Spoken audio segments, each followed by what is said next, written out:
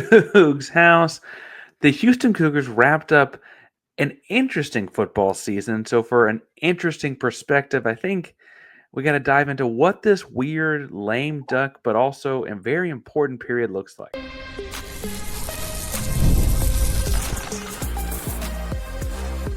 You are Locked On Cougs, your daily podcast on the Houston Cougars, part of the Locked On Podcast Network, your team every day. Welcome to Locked On Coogs, the podcast on your Houston Cougars. I'm your host, Houston-born teacher and coach Parker Ainsworth, and I'm joined today by a long list of jobs, I guess, under Martin's resume here, including, served our country as a Navy vet, worked in submarines. Thank you for that. Did get his official credentialing of sorts through the Scout Academy. Does the work for with GoCoogs.com. I found out before we started here has a new gig with some recruiting industry stuff out there as well. But perhaps most importantly to today's episode, a former assistant director of scouting at the University of Houston. Martin, I got to ask, do you miss being in the office today a year ago? Actually, kind of. Because like I've wrote about in the past, you were kind enough to plug it, the story about wanting to work in college football. This is our time to shine as far as scouting goes, this is the most exciting time for somebody working in scouting. I do not miss the fact that I would have to be picking kids up from the airport and taking them to dinners while I was sat at like a side table, like a kid table, while the coaches schmoozed them. But I do miss the PFF access for sure. PFFX. I gotta ask though, did you get any good dinners at that side kids table? I mean, kind of. Oh yeah, I mean, I was fed like an adult for sure. It was great. You had to take some food home too, but yeah, I mean, that's a joke. They didn't like shoo us off. No, of course, if there wasn't room, we were going to have to go to the side table. But yeah, Martin. I actually thought about you a lot in the last 24 hours because part of the story you mentioned, what you wrote, I believe that was actually on Medium, not GoCoogs.com, but you've been doing a lot of work at GoCoogs.com, so I understand why people might be looking there first, was about what it's like when coaches get fired and what this happens in the staff and the fallout and that kind of stuff. And you mentioned in there that once Dana Holgerson and that crew got the axe, you and a couple of your buddies in the recruiting and scouting department kept working. And frankly, it sounded like kept working very hard. So you know what these next couple of weeks look like from an insider perspective and also from a volunteer perspective. Like very literally, like I don't know that anyone else would have been waiting around to see what happened. So what is next for a football program this week? Houston's not bowl eligible. The transfer portal is going to be going crazy in the next 72 hours. I mean, big 5 stars out of Texas Tech and like guys are already in it as we speak. What does the next 72 hours look like before we get into reflective kind of stuff? Sure. I mean, it's off-season portal shenanigans, at their finest. It's funny because you have to be careful because you have guys announcing. Because everybody has to announce when they're doing something on Twitter, like they intend on hitting the portal. But that is not the time to hit them up. You got to make sure that they're actually like officially in the portal. So we're tracking the NCAA website to see like, hey, is so-and-so in yet? Let me know as soon as he's in. You'll have Casey Smithson for U of H, probably Wes Fritz as well, constantly going in the recruiting office. Like, yo, so-and-so in yet? So-and-so in yet? Like, let me know. That's if they forgot to tell you that they wanted the specific player, So we're having to like officially make sure they're in because if you hit them up beforehand, it's tampering and you got to deal with NCAA law and all that crap. But yeah, I mean, you're scheduling official visits, you're going over itineraries for where dinners are going to be, figuring out kids' favorite candy and do they like Top Golf and do we have enough spots available and that that kind of stuff. It's a lot of like just planning. You got to wear a lot of hats. I might not be trusted to do something like planning the event, but if something goes wrong and I'm taking a kid to see an apartment that he's potentially going to stay in and the office is closed, I got to figure out, where's the nearest one I can take him to that he might be able to, get a spot at. So yeah, it's very much controlled chaos right now.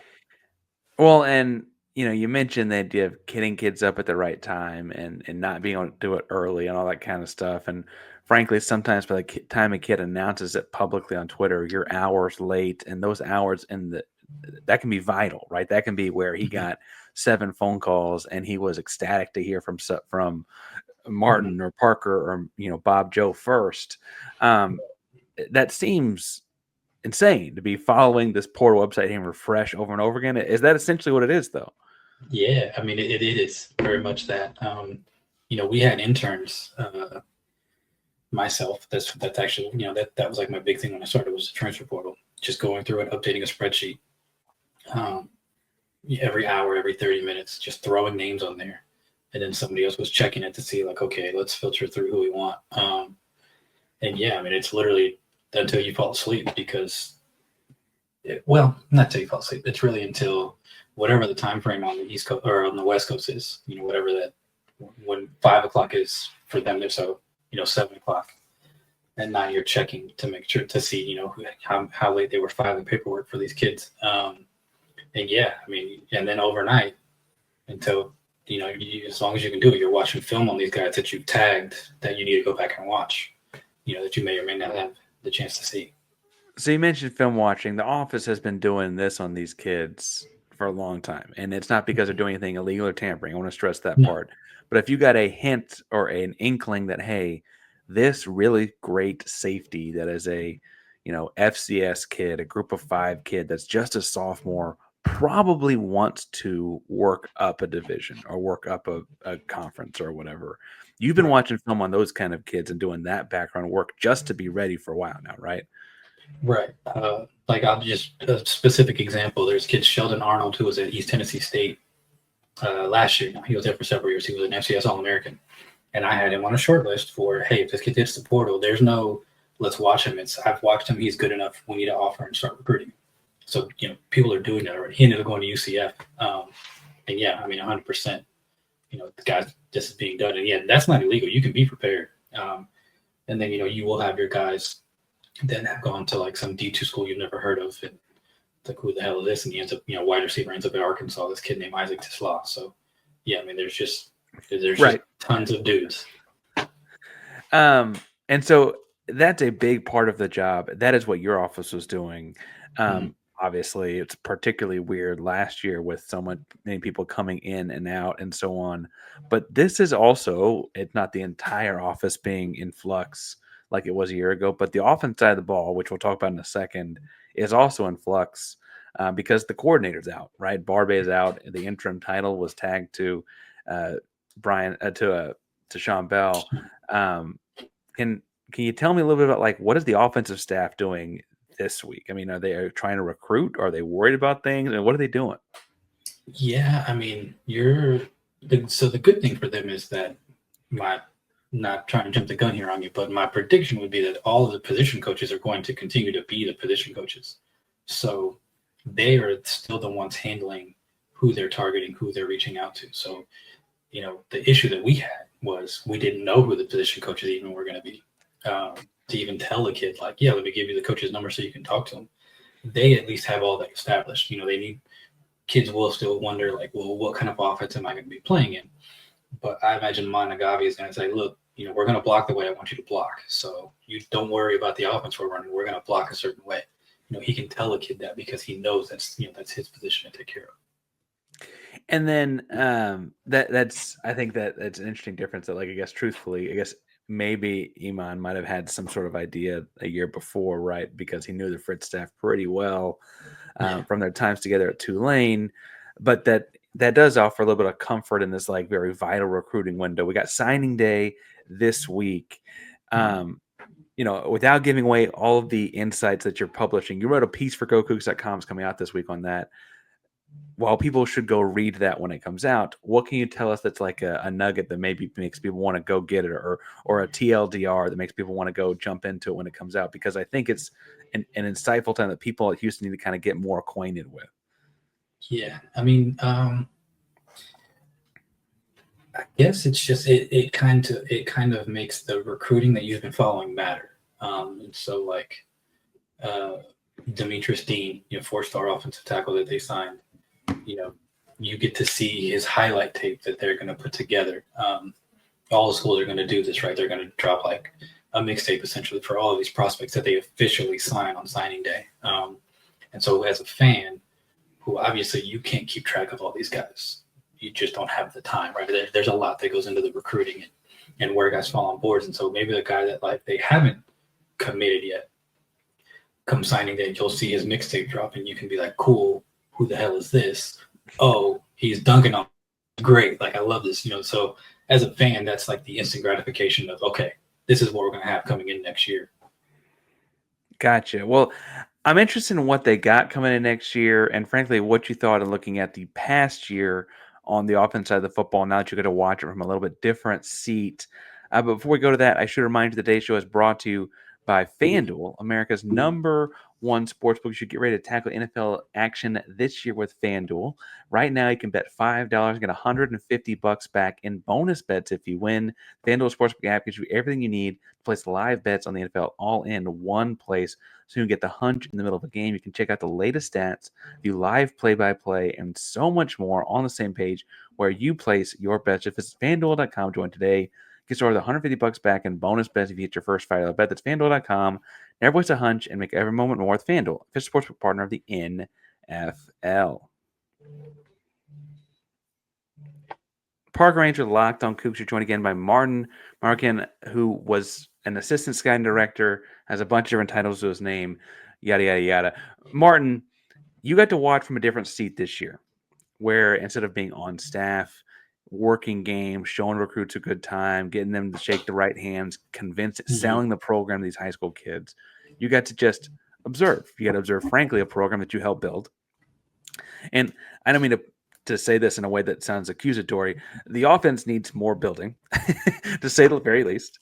I think they officially finished as the last ranked Power 4 offense, and I think they're fairly low in the entire Division I across all conferences in terms of scoring and yardage and so on. Just rough year, to say at least, on the offense. I guess the only upside is that there will be changes, at least we know, in terms of the coaching staff. We mentioned Barbe is out. We mentioned that Sean Bell was the interim. Can I ask first, what'd you see out of Sean Bell in that last game? He only had about 6 days to do anything. Right. They scored a couple touchdowns and had a couple drives. What'd you see out of that? It was exciting, honestly.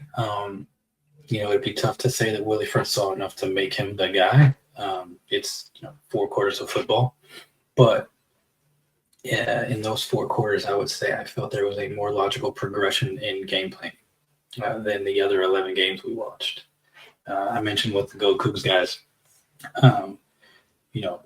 they were running plays that were setting up something later in the game, as opposed to, hey, it's 3rd down, let's do the run the Malik Carr flat motion and see how that works out. And Boogie was a focal point of the offense. It was like, seemed very intentional that it was like, we're going to give Boogie the ball when we need something to happen. And it was working. Like, they weren't lighting the scoreboard on fire or anything, but 3rd and 7, Boogie on jet sweep, he gets a first down in a critical situation. They were trying to stretch the field. Unfortunately, Zeon couldn't connect on some of the passes, but there was more verticality to the offense. They were stretching BYU horizontally with the guys they have on the outside, and Boogie, Ray Sanford was used. They were motioning Stacey Sneed and using him as a receiver, which he's really good at. And it didn't feel like they were just beating their head into the wall until something maybe cracked. They were trying to do things that made sense. Boogie finished with officially 5 catches and 2 carries. I think he's actually targeted another couple of times, and like I said, it felt like 20 catches, but yeah. Well, because we hadn't had a guy get 5 catches in a long time. Did you see enough at a Sean Bell to think, hey, we should give the guy a whole offseason? Do you think, having been on the inside, it's a very different part of the inside, but do you think that was a strong showing in terms of future job security? Do you think that it'll just kind of be, you're going to go back to quarterback coach, we'll see what the next guy, et cetera? Did it make you think anything's going to change and all that? It's tough to say because if Willie Fritz is able to get somebody he's comfortable with and it's called offense for him in the past, I imagine he jumps at the opportunity. If Slade Nagel becomes available, or Will Hall, right? Somebody he's worked with in the past and he's comfortable with, and there's really not any questions of like how things are going to go. I imagine he wants to do that. I think, I don't know the guy well enough. Nice guy, but I didn't really work for him for very long. But I wouldn't be shocked if Sean Bell was given some sort of responsibility, maybe like a passing game coordinator. I don't think that's his title at the moment. But yeah, I mean, I could see that because he had the same players and it looked better. It looked more lively, and BYU is obviously a very good football team. So I mean, I wouldn't be shocked. I'll say that. I don't know if I would bet money on it, but I wouldn't be shocked. BYU prepared for the game. Also, for what it's worth, like they had to have other things go their way, but they win that in the Big 12 Conference Championship game if certain things broken out that didn't break out that way, right? They also, for what it's worth, kind of led the year all year with defense and were a defense-first football team. And Houston had probably one of its, I mean, in terms of point production, one of its best days of the season. Yeah.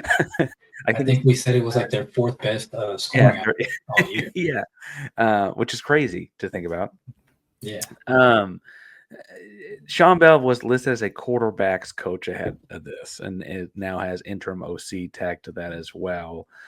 You mentioned verticality. You mentioned Boogie Johnson. Did you see anything different in the run game? I know that sometimes sacks can throw off how things look.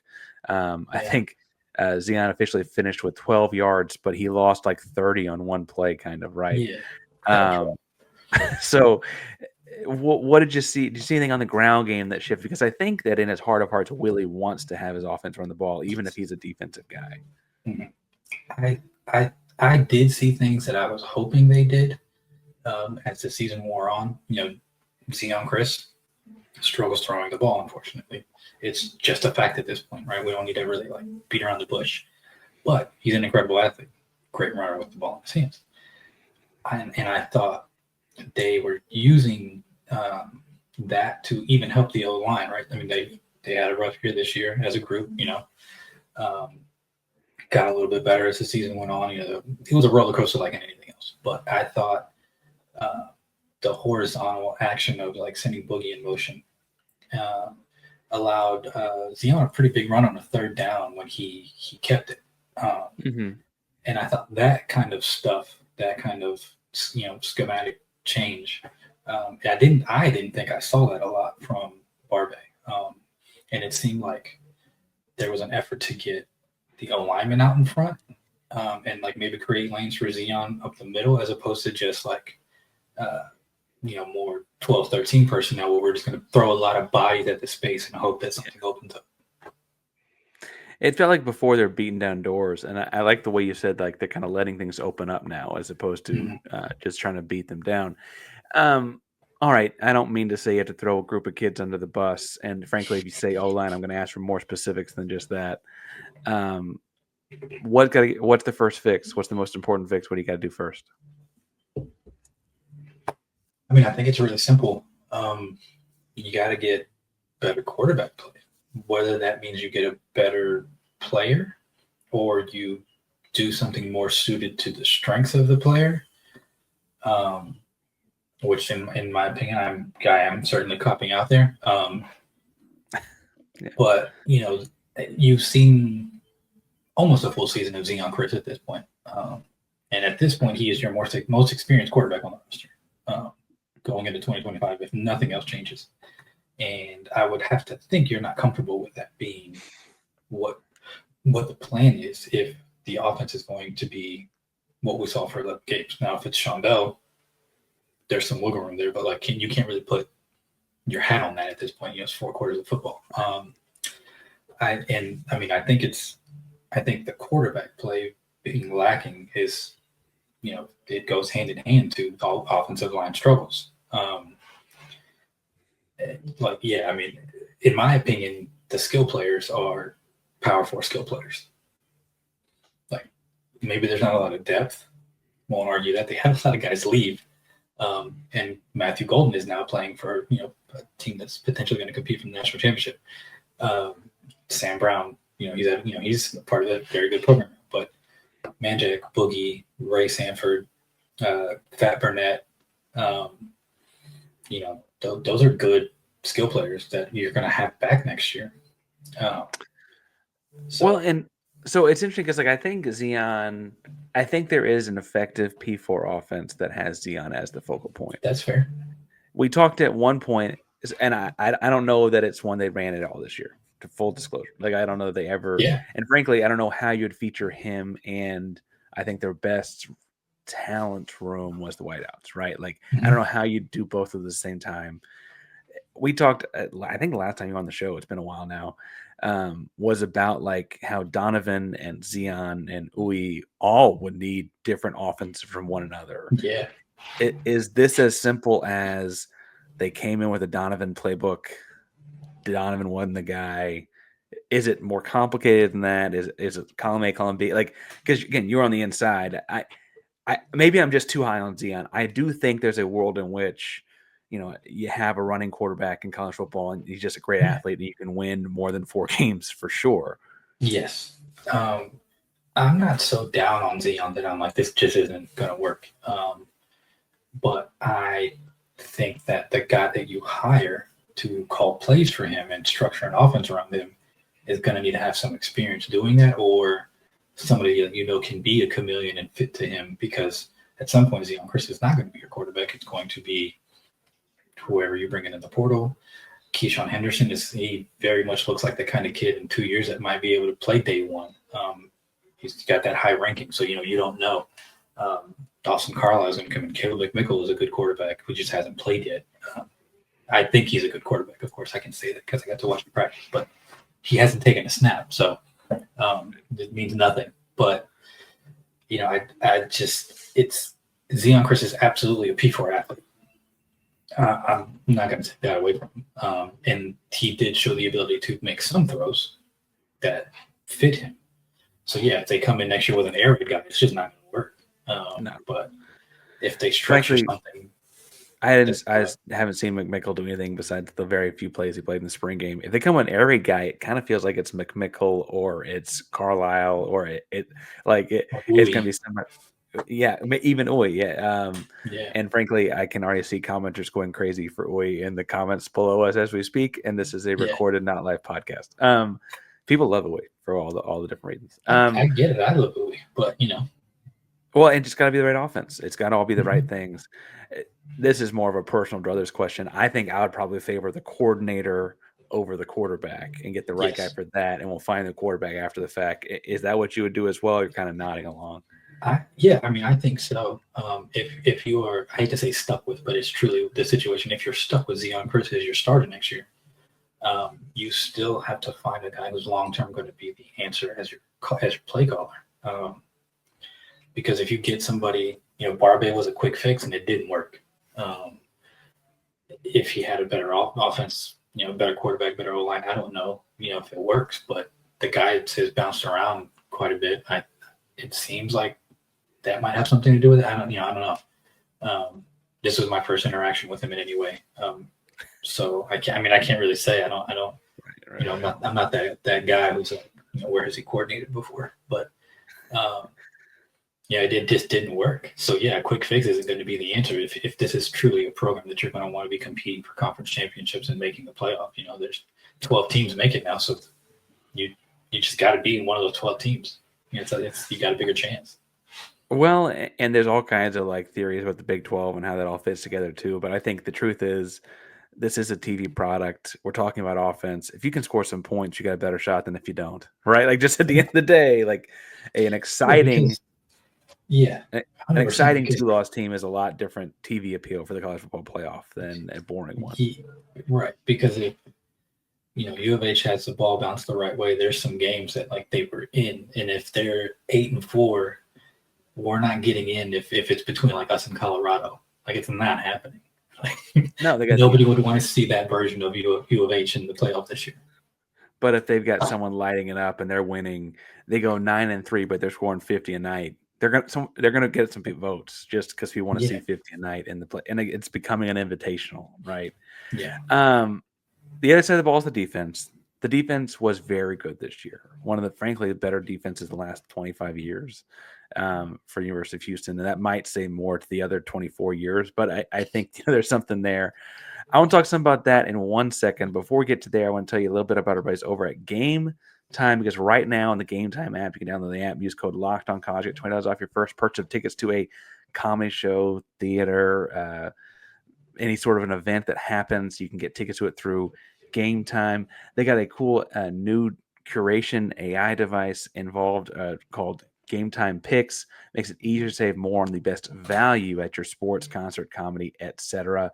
So take the guesswork out of buying tickets with Game Time Picks. Download Game Time app, create an account, and use code LOCKEDONCollege for $20 off your first purchase. Terms apply again. Create an account, redeem code LOCKEDONCollege, LOCKEDONCOLLEGE for $20 off. Download Game Time today. What time is it? It's game time. Parker Ainsworth hosts Locked On Cougs, joined by Martin. You like that one? What time is it? It's game Yeah, that's pretty good. It's a fun. It's a great company too. I get tickets when I have to go to pro sports and stuff like that. When I find tickets, different things, and it's also a great way to get gifts in the holiday season. I plug that as well. Long Game Time read there. Martin, this defense, and again, we talk about like you're involved in building this program. You mentioned safeties and stuff earlier. This defense was good this year, and they hit on a lot of things. Keith Cooper looked like an NFL player, right? They hit on that. Michael Batten looked like a high-end Big 12 linebacker. They hit on that. A.J. Halsey spent parts of the year looking like a future pro. I guess it was a year prior, but they hit on that. Jeremiah Wilson, Latrell, we got to see, I guess technically got Latrell McCutcheon a year ago, but we didn't know about what he was going to look like here until now. He looked like that, right? I worry that this defense was really, really good. And because it was paired with, as you mentioned, an anemic offense, an FCS offense, the FP4 defense, I worry that next year you're going to see a regression to the mean. A couple fumbles will bounce differently. It's just hard to replicate a lot of the things that went right this year. You've put rosters together before. Am I crazy to think that this is not something you can just go out and do every offseason? Yeah, I mean, no, it's really not. Even with the best evaluators, I think I had the pleasure of working with some really good ones, and TJ Randall, and Harding Harper, in my time there. But even there's so many variables. Like you can spot a guy early, like some kid that ended Marley Cook from Middle Tennessee State last year. He hit the portal. Me and TJ were flying from the hip. We were the first one to offer him. Well, it didn't matter because the next people that offered him were Ohio State, Miami. So, we didn't have a chance. Like at that point, it was done. He ended up one to Miami, good player, obviously. But there's so many variables that if you're hoping to get good players in the portal, you are essentially scraping the bottom of the barrel if you don't have the means.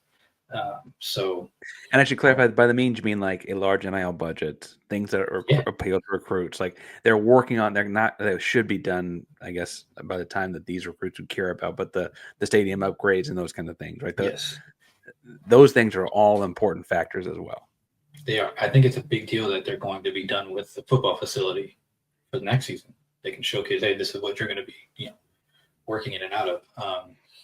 But yeah, I mean, I think I read somewhere that U of H might have the biggest football budget in P4, technically like biggest budget, but that's because the outside money that these other schools get is what really matters. Like you can have a high budget that you allow a lot of money that you have to spend, but SMU is a private school and they have oil tycoons that are just looking to spend expendable cash to make sure that SMU is good. That's unfortunately a big proponent of what's going to make you good right now. So, well, and I joke that Arkansas has Tyson Chicken and Walmart, but that's all. Like some schools just and Jerry Jones. Jerry Jones. It's crazy. Yeah. So I mean that stuff matters. Long-winded way of saying it's hard to replicate year to year. Carlos Allen was a hit. Keith Cooper. Carlos Allen was a hit. Carlos Allen was good. Yeah, Keith Cooper counts, but does U of H have a shot if the kid's not coming from Tulane with the coaching staff? Probably not. Well, and Keith Cooper's interesting, and this is referring back to a pre-pod conversation. Keith Cooper's probably in some ways the most replicable. He spends 3 years at a group of 5 school, does very well, very clearly an NFL caliber player, wants to play in a Power 4 conference. The issue is exactly what you just said, is if the timing is not just right, he probably ends up at LSU. He probably ends up at Ole Miss or A&M or Oklahoma. The timing was just right. Fritz came to Houston and he could get his P4 looks at Houston with a guy he knew. He knew the system and all of that. Do you think how reliable could that kind of a thing be where you're looking for a junior looking to move up? Is that not a hunt you should be in? Does being in the city of Houston help? I do think actually being in Houston helps because when the guys get here, I mean, they can see downtown, and with what the game is now, what the business of college football is now, right? These kids are thinking NIL, they're thinking agent, they're thinking accessibility because a lot of people do come down and train here. There are, guys come from all over the country in the offseason to train here, and that they have that accessibility stuff like that. He who must not be named that is now Cleveland Brown, right? Like he used to work out in the indoor, in the offseason with I forget the quarterback coach's name, but you know who I'm talking about. I'm just blanking on the quarterback coach's name. I know the other guy's name, but yeah, I mean, being in Houston definitely matters. Having that facility is going to matter. And honestly, having a good basketball team does matter. Like it just gives a college athlete something to do. I don't think it matters as much as we would like it to, but it's another factor. It helps. Well, and I don't know that there'd be a whole lot of guys playing both sports, but if you're a guy that grew up hooping and your buddies are basketball players, there's a basketball presence on campus. I think that probably does help some. And then, I mentioned Halsey earlier. That was a great find. It did hit. That's a guy coming home, right? Like I think that there are those kinds of kids coming home that does maybe help this out some, right? If you find a guy that went to Boise State or Idaho or whatever, that wants to maybe come home and showcase in the P4 a little bit, it might be more enticing to come home versus go elsewhere. It's just, I just worry, and this was not the 85 Bears. I don't mean to say that they were the best defense in college football of all time. It's not the 01 Hurricanes. Miami had like 11 guys drafted or something stupid. It's not that, but it did feel like an incredible defense that kind of on their own won 3 of the 4 games, honestly, and kept you in several others. I mean, Cincinnati blew you out 20-0. It was 3-0 at nearly the end of the third. Like you had a chance to win that one. I guess Iowa State's what I'm thinking of, not Cincinnati. But sure, just stupid stuff. Are you? To your point about the Houston kids coming home, that is a big deal. We are in a hub that schools around the country nationally are coming here to pull kids out of here. So, we did try to recruit kids. They are obviously still trying to recruit kids, big time kids in the area. So when they hit the portal, they already have established a relationship, and they do want to come home. They do miss mom, whoever it may be. And so it's just want to really drive that point home that is a factor in Houston's favor. Mom or whoever it may be, and sometimes whoever it may be might be really, really important. I'm gonna leave it on that. Martin, you mentioned that I guess I mentioned that you got a piece coming out this week at GoCoogs.com. You are posting on Twitter, not as frequently as I am, but people probably are tired of seeing me post too often. Where can people find you and the stuff that you're doing these days, as you're diving deeper into this space, as well as you're working with Catapult and high school recruiting and that kind of stuff too? Yeah, I mean, Twitter would probably be where I'm most active. Haven't really done as much on Medium now that I have the Go Cougs outlet. But I mean, Go Cougs, Twitter, Medium, I'll probably just write some stuff about, my daughter or my, just general transfer portal stuff that isn't UH specific. But yeah, those are, where if you found me before, I'm still there. If you found me before, I am still there. Without naming any names, I hear people are looking. So that's Martin Marroquin. Many past jobs, many current jobs. But thank you for stopping by and wrapping up the season with us. Obviously, welcome back whenever to talk offseason things. Hopefully to sign some gigantic 4- and 5-star kind of caliber guy in the near future, and we have that to talk about. Yeah. If you've got insight into that, we'll take it later off pod and we'll run with it then. Thanks again, Martin. Thanks for having me.